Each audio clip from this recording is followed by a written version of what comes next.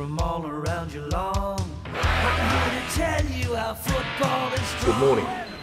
It's been a very sad week in local footy this week. On Tuesday night, around about 6:30, we lost probably one of our greatest friends and contributors to local football and netball. Margaret Webb lost a long battle with cancer, and it's very, very sad indeed for everybody associated in football and netball in Geelong. Margaret undoubtedly was probably the first lady of football and netball in this town, and everybody associated with not only the Geelong District Football League but all football and sport in general knew who Margaret was and felt really, really good every time Margaret would walk in the room with her fabulous humour and a great presence and personality.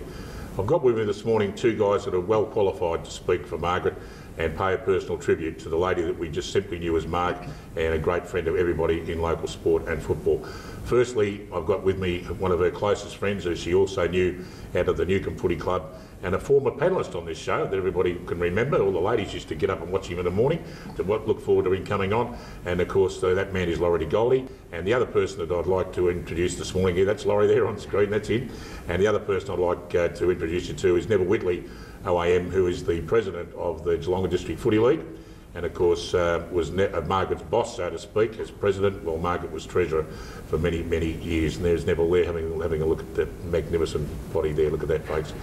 Laurie, now you've known Margaret for many years. She's been a very, very close friend of yours and your wife, Dawn. I know that for a long time. Very, very sad time, isn't it, for everybody? Yeah, it certainly is, Dick. And you know, we knew this was going to happen. You know, a few months out now that she wasn't so well, but when it happened on Tuesday night, it was a shock to everybody, of course. And look, I think you qualified it beautifully there before, Dick, when you called her a lady. And I think she was a lady right to the last breath she took. And Neville and I both saw her there probably at the same time a couple of times. And look, all I can say is she kept a sense of humour right to the last day as well. And I think that's what I loved so much about Margaret, was a sense of humour. If you were in her company, you were going to have a good day no matter what, whether it be a day at the races, a bet, a laugh. She was just a lovely person, and as you touched on before, Dick, in a man's world, she'd done a marvellous job. I know what she did in the football club and the football league, and I certainly appreciate it. I know Dick does, Neville does as well, and you know, I can take my thoughts a lot further and seen it in the last few days and weeks. Her children been a credit to her as well, and you know, she was a single mum when I knew her, and to bring up teenage kids back then was pretty difficult. And all I can say, I'm proud of her children, and I'm going to miss her. Absolutely, Laurie. And Neville, you've had the privilege of basically working alongside Marg for many years. I've been involved with local footy only about nearly 30, I suppose, and Marg was the treasurer of the GDFL even back then. And you're going to miss her, and it's going to be a hard void to fill. And I know everyone says everyone's replaceable, but something about Margaret that you just can't imagine the world being without her, particularly from the GDFL perspective. No, Dick, we are, as Laurie said, we're going to miss her greatly, and she does leave a void. As Laurie touched on, that she's a lady, and she always told us. Someone said, I think you said that I was her boss, but she always thought she always said that I thought I was the boss, but she was the one that pulled the reins. But she came on board in 1987 as treasurer. We were looking for a treasurer at the time, and she didn't miss a beat. She did a marvellous job right through the bingo. She used to work at bingo when she was on roster, like other executive members, and she didn't qualm. She just enjoyed that mixing with people.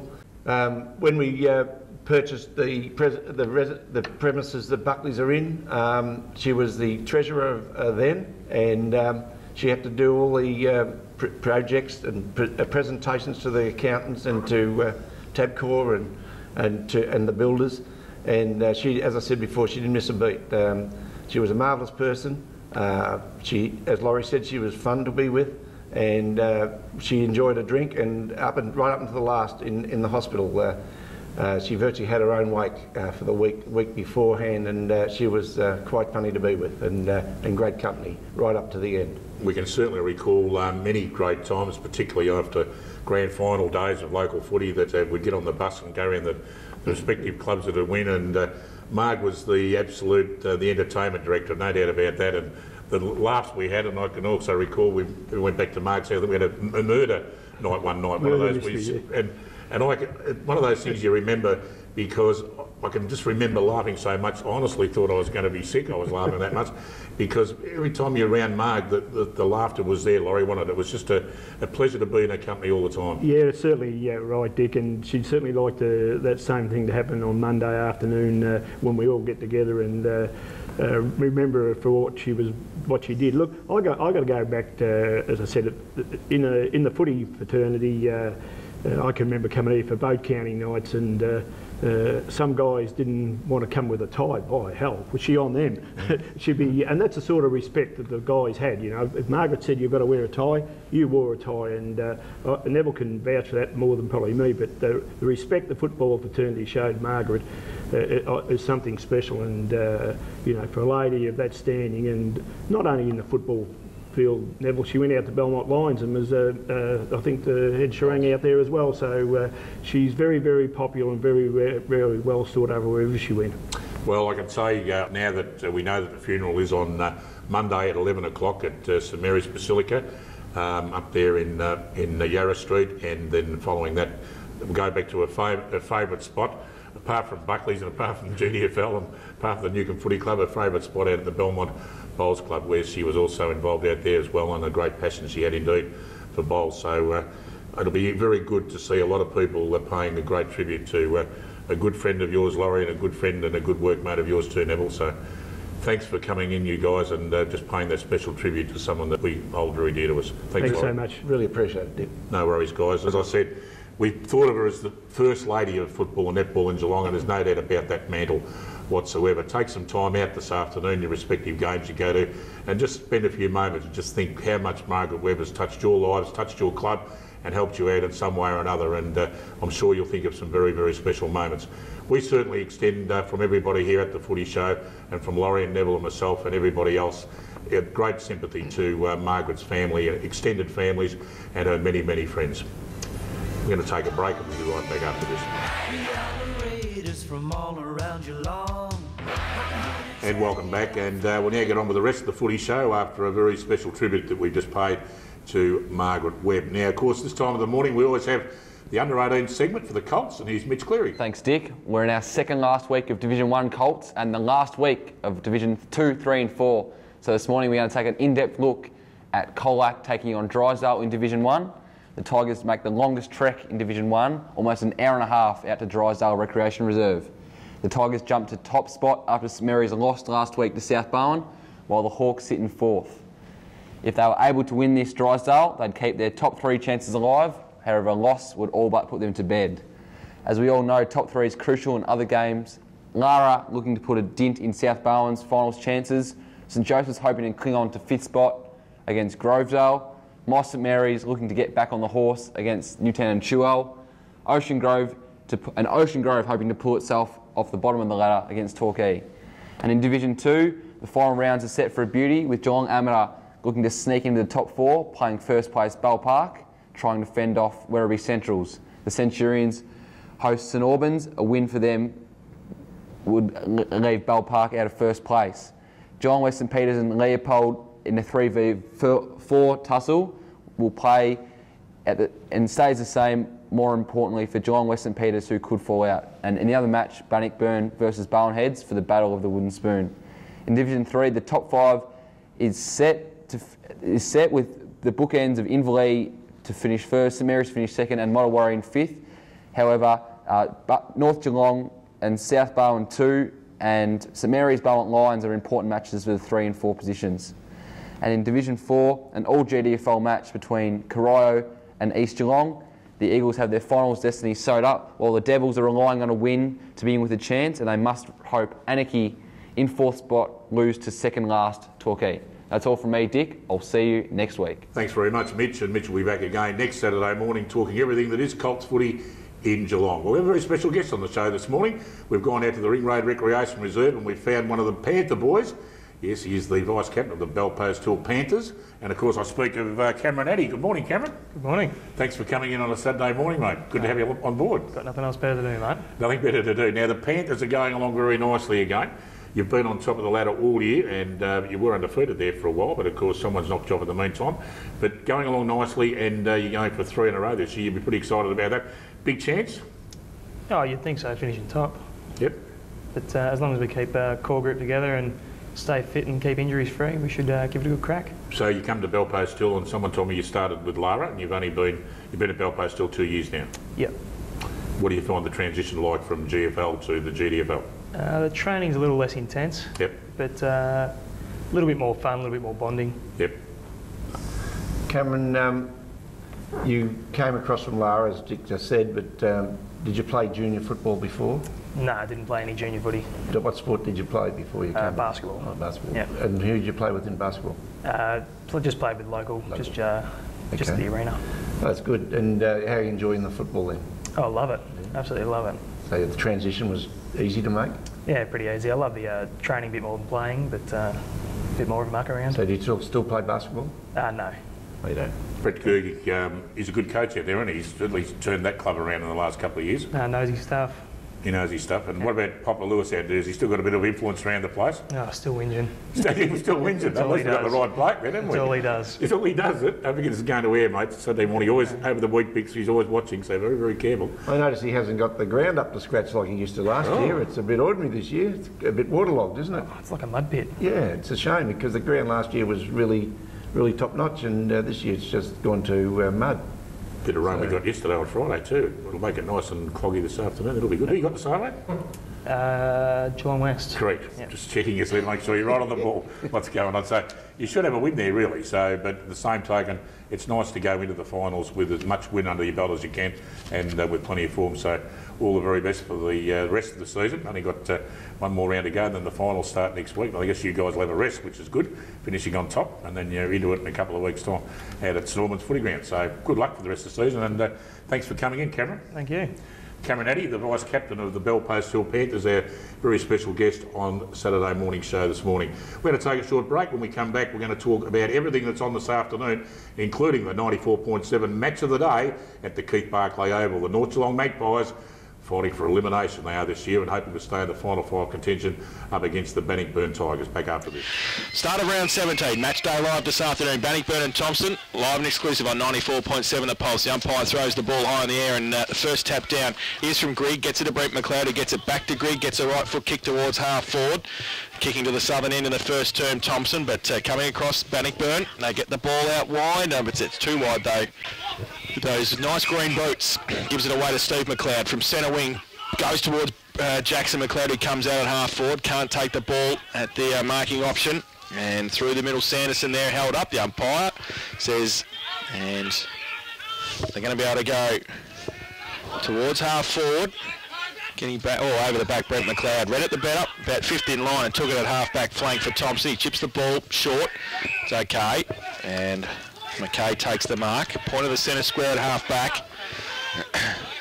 Haven't got much to kick to at centre half forward. They're playing one behind the ball, Bannockburn, their ruckman or a half-back flanker. They've got it now through Eddie to Watts across centre wing. He was going to go with a kick towards centre half forward. He elects to go further afield towards Woods and uses the body beautifully against Chris Scott. And he will shoot for goal from 25 out. Slight angle, pretty acute angle, but he's a pretty talented player, Alistair Woods. If he just wheels around Stevie Johnson style, he'll be able to use the breeze. Comes in straight at it, right foot kick. He probably should have done a Stevie Johnson. He's missed. 3 for 1 behind. First score of the board. That, didn't it? Yes, yeah. I think in the twos, the far pocket was the preferred option to kick goals. McLeod Stephen has kicked the ball in, taken by Grigg, just inside defensive 50. Keeps it low into the breeze. Brent McLeod eased his opponent out, but coming through was Ross Dillon, running off half-back flank by the look of it. Lovely kick to position at half forward. Allen doesn't take the mark. McLeod thrown to ground without the footy. Play on, said the umpire. Comes out there. That was Warple. Goes towards half forward, playing more than a kick behind the game as Grigg. Last line defence takes the defensive mark. Kicked into the man the mark. No excuse for that. It's picked up by Alistair Woods. He hooks it around on the right foot again offline. So in the first three.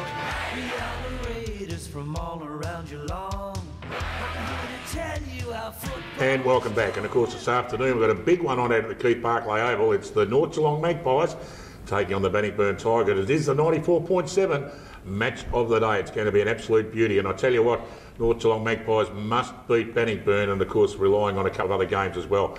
But it's an absolute no-brainer for the Magpies. Laurie Degoldi, that North Geelong will win this game, and I hope they do. Do you reckon they can?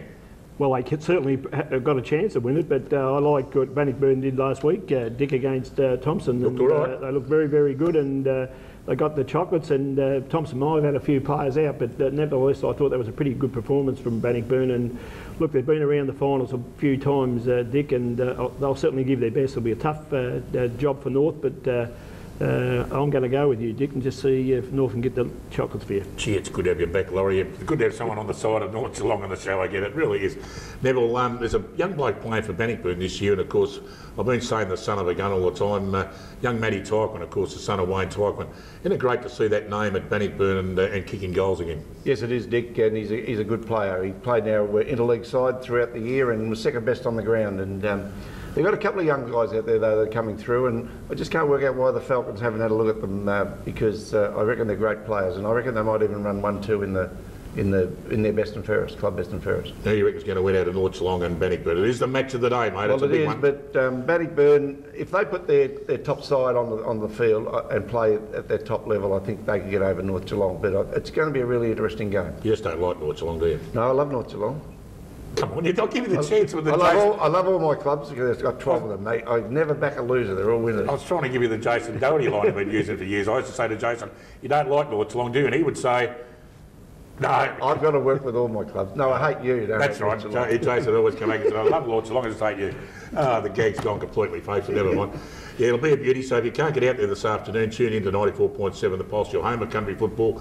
1:30 this afternoon, and maybe it could be Jason Doherty, could be Andrew Downey, definitely Eric Nichols, and definitely the smallest man in country football, Grubby Cations, giving you a fantastic description of this very, very important game. Another big game on this afternoon is out at Footrot Flats. It's the Anarchy Roos, who started the season off with a great run, but they've been decimated by injuries and struggling at the moment. Very disappointing out there at the Kangaroos, and they take on the Belmont Lions, who had a massive win last week with Chris Canavan kicking 9 goals. And I'll tell you what, when he's on song, there is nothing stopping those Belmont Lions boys. I'll go to you, Neville. It was disappointing for Anarchy to have the injuries this year, but maybe they could finish the season off with a big win.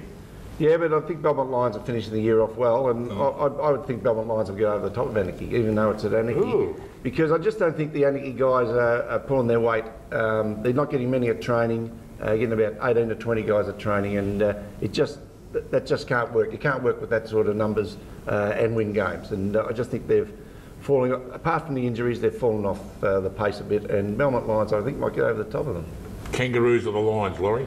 Look, the Kangaroos are always hard to beat out there, Dick. There's no doubt about that. But I agree with what Neville just said. That happens in a lot of football. That when your opportunity goes probably to play finals, you drop off a little bit, and you can't play football if you don't turn up for training, and it lets everybody down. And if that's the case, I've been following Belmont Lions. They've been pretty good. Kavanagh's he's definitely the player there they rely on. When he's fit and good, he can kick those bags of goal, and if he can do that, they can get the points, and I personally like to see Belmont win, but it won't be easy out there. They still have magnificent hamburgers out there, Laurie. They certainly do. And sponges at half time, and that's just the committee. We used to do that gag too, remember? We did.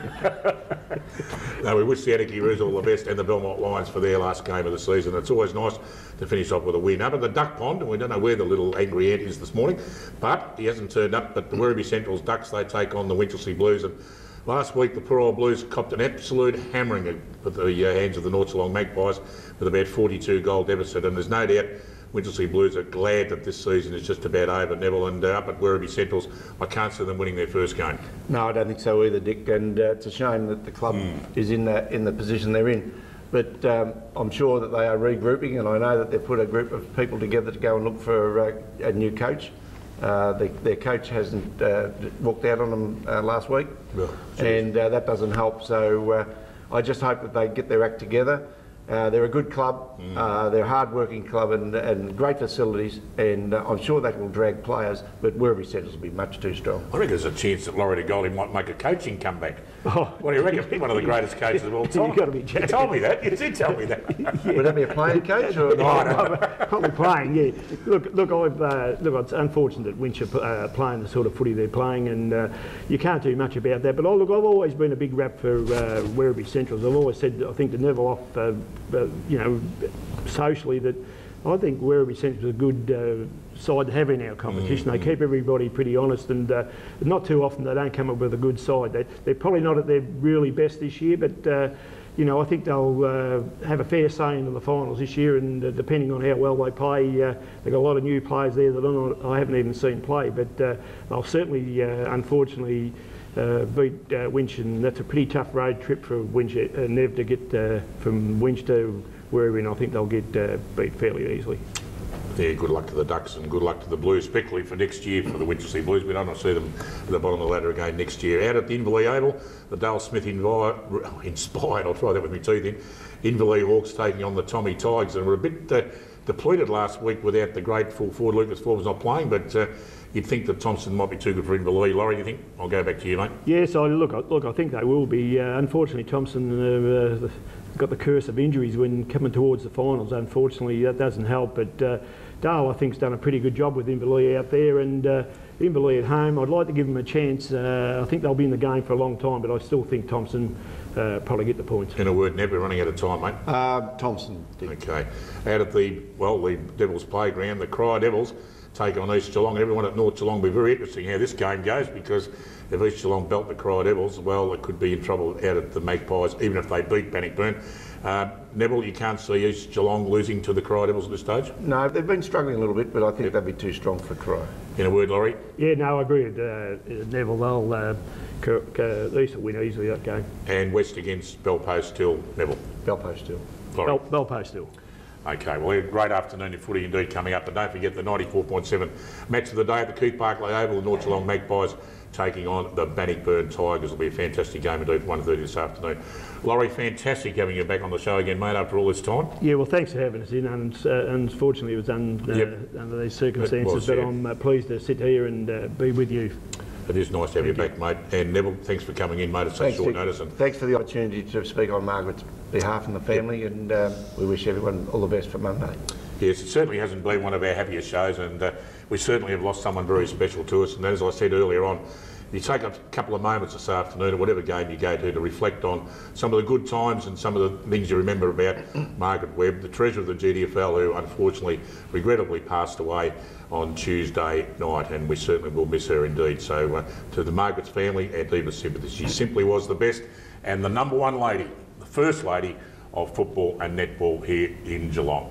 Have a great afternoon at the footy. We'll catch you all again next Saturday morning. Bye for now.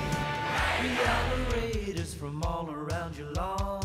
I'm here to tell you our football is strong.